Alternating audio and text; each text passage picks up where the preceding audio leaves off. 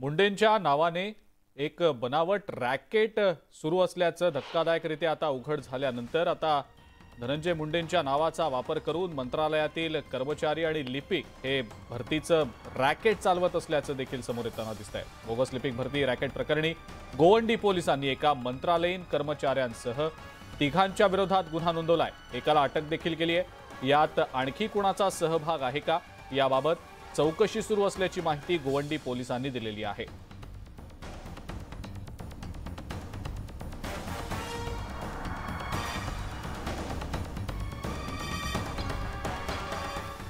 बाळासाहेबांची शिवसेना आणि भाजप सत्तेत एकत्र असली तरी प्रत्यक्षात दोन्ही पक्षांमधल्या कार्यकर्त्यांच्या मनातला दुरावा अद्याप संपलेला नसल्याचा प्रकार नगरमध्ये पाहायला मिळालाय।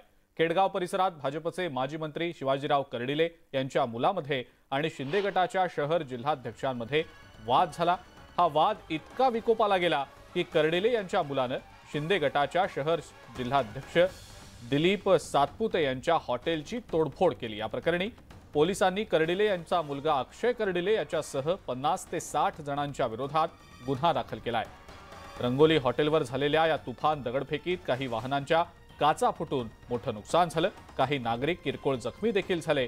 दगडफेकीचा हा सगळा प्रकार इथल्या सीसीटीव्ही मध्ये चित्रित झालाय।